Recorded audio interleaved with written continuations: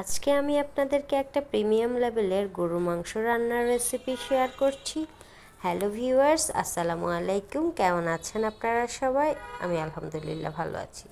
তো চলুন শুরু করি। এখানে আমি 2 কেজি গরুর মাংস নিয়েছি। এর মধ্যে আমি 2 টেবিল চামচ জিরা ও ধনিয়ার গুঁড়ো দিয়ে দিয়েছি, 1 টেবিল চামচ রসুন বাটা দিয়ে দিয়েছি, 2 চামচ আদা বাটা দিয়ে দিয়েছি। এরপর এখানে আমি দিয়ে দিব 1 চামচ হলুদের গুঁড়ো, 1 চামচ মরিচের গুঁড়ো। মরিচের গুঁড়ো আপনারা চাইলে আরেকটু বেশি দিতে পারেন। আমার মরিচগুলো অনেক ঝাল, সেজন্য আমি এখানে 1 চামচ দিয়ে দিয়েছি। আর দিয়ে দিয়েছি 1 চামচ লবণ। লবণটাও আপনারা স্বাদ মতো দিবেন। আর দিয়ে দিয়েছি বেশি করে পেঁয়াজ কুচি।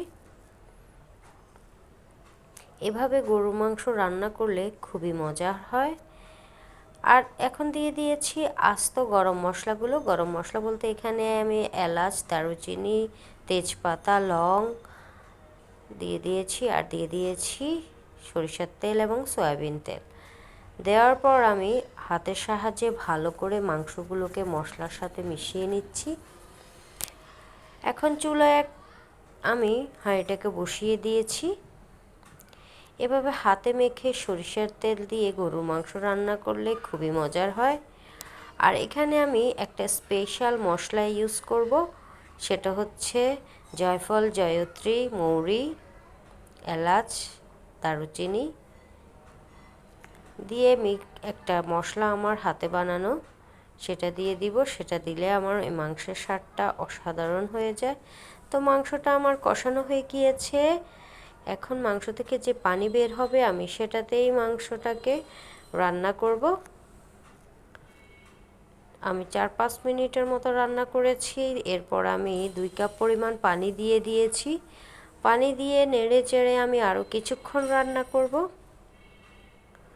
গরু মাংস সবার খুবই প্রিয়। আমার হাজব্যান্ডের খুবই পছন্দের তালিকায় এই গরু মাংসের রেসিপি। গরু মাংস হলে আর ও অন্য কোনো তরকারির দিকে ফিরেও তাকায় না, শুধু গরু মাংস দিয়েই খেয়ে ওঠে। তো আমার মাংসটা দেখুন রান্না প্রায় হয়ে গিয়েছে। আমি মাখা মাখা ঝোলে গরু মাংসটা রান্না করেছি। আমি এখানে কোনো আজকে আলু দিব না।